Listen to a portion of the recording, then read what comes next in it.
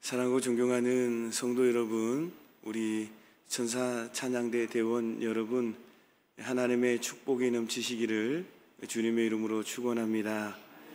오늘도 기도하는 모든 제목들 가운데에 하나님의 놀라운 은혜와 역사하심이 나타나시기를 주님의 이름으로 축원합니다. 어제 그제 우리가 묵상했던 민수기 13장 14장 말씀은 출애굽 2년 가데스에서 있었던 사건, 가나안 정탐과 반역 사건에 대해 기록하고 있고요.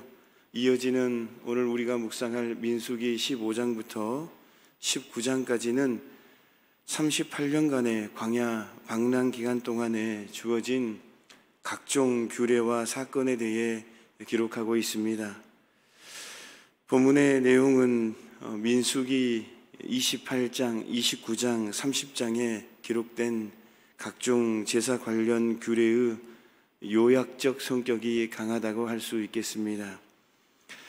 이처럼 하나님께서 제사 관련 규례를 거듭 강조하게, 거듭 상세하게 주신 것은 하나님을 올바로 섬기는 법을 강조하기 위해서 그렇다라는 거예요. 오늘 우리가 묵상할 말씀은, 오늘 우리에게 주신 하나님의 말씀은 소망은 절망에서 은혜로 인도한다라는 것입니다. 소망은 절망에서 은혜로 인도한다. 오늘 본문 2절 말씀을 보면 이스라엘 자손에게 말하여 그들에게 이르라, 너희는 내가 주어 살게 할 땅에 들어가서, 이렇게 기록되어 있는데요.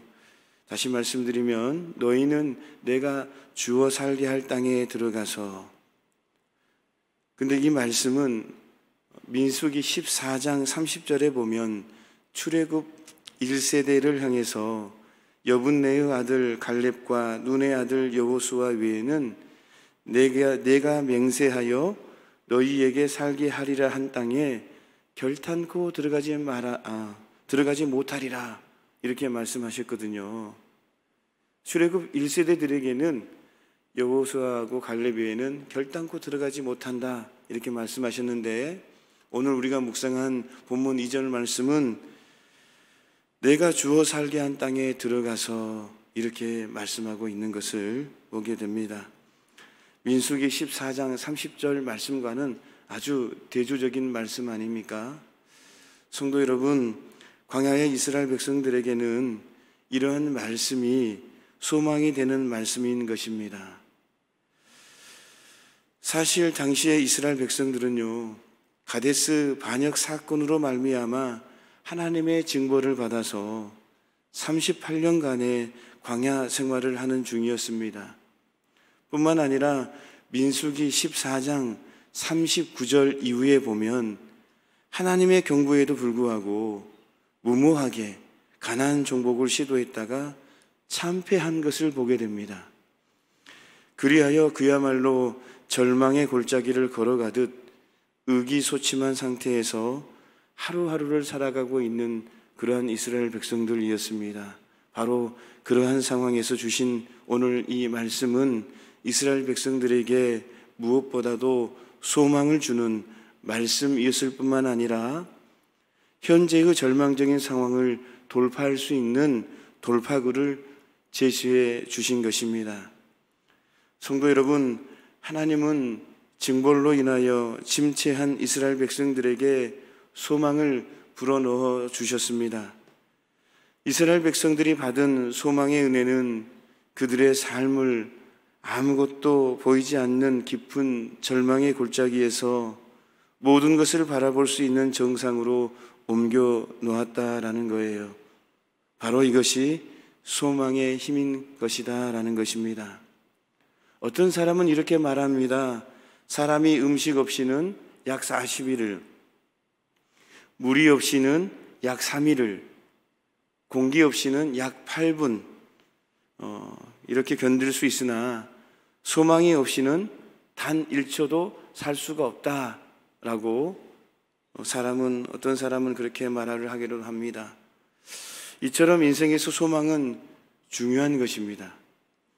입에 담기도 불편한 말이지만 요즘 많은 사람들이 스스로 생명을 포기하고 있습니다. 왜 그렇습니까? 그들에게는 소망이 없다라고 생각하기 때문에 그렇다라는 거예요.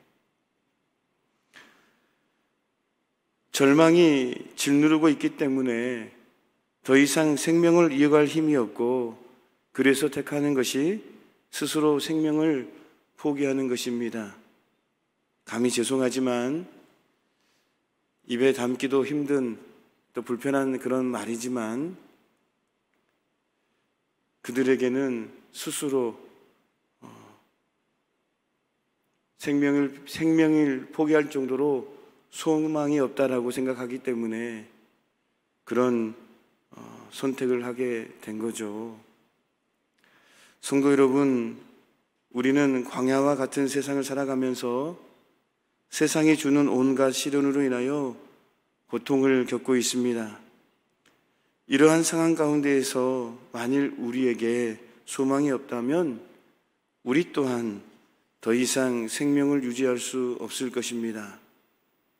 하지만 우리는 예수님 안에서 하나님으로부터 영생과 하나님 안에서의 영원한 행복에 대한 소망을 받았습니다. 그러므로 우리는 누구보다도 빛나는 소망을 가진 사람으로 그 소망으로 인하여 하나님을 더욱 찬양할 수 있는 기쁨을 누려야 될 줄로 믿습니다. 하나님께 대한 소망을 품은 사람은요, 모든 기쁨을 소유하며 하나님의 평강으로 충만합니다. 침체되고 멈춰있는 삶에 활력이 넘쳐 흐르게 된다라는 거예요. 고린도전서 9장 10절 말씀을 보면 소망이 있는 사람은 현재의 침체된 상황을 바라보고 좌절하기보다는 미래를 바라보고 인생의 밭을 갈며 충실한 곡식의 열매를 추수할 수 있는 사람인 것이에요. 바로 이런 삶을 살아가는 사람이 하나님의 소망을 소유한 사람인 줄로 믿습니다. 사랑하는 성도 여러분, 혹시 삶이 침체되어 있습니까? 삶이 무기력하십니까? 삶이 밝지 않고 무겁고 가라앉아 있습니까? 아무것도 보이지 않는 절망의 골짜기에 갇혀 있습니까? 하나님께 주시는 소망을 마음에 품으시기를 주님의 이름으로 축원합니다. 예수님 안에서 주시는 소망을 마음에 품기만 하면 우리의 삶은 활력이 넘치고 은혜의 정상에서 기쁨이 충만한 삶을 살게 될 줄로 믿습니다. 사랑하고 존경하는 성도 여러분, 하나님께서 주시는 소망을 마음에 품으심으로 말미암아 오늘도 은혜를 누리며 살아가는 저와 여러분 모두가 되시기를 주님의 이름으로 축원합니다. 기도하겠습니다. 하나님 아버지, 하나님께서 주시는 소망을 마음에 품고 오늘도 승리의 삶을 살아가는, 은혜의 삶을 살아가는 우리의 모습이 되게 하여 주옵소서. 예수님의 이름으로 기도하옵나이다. 아멘.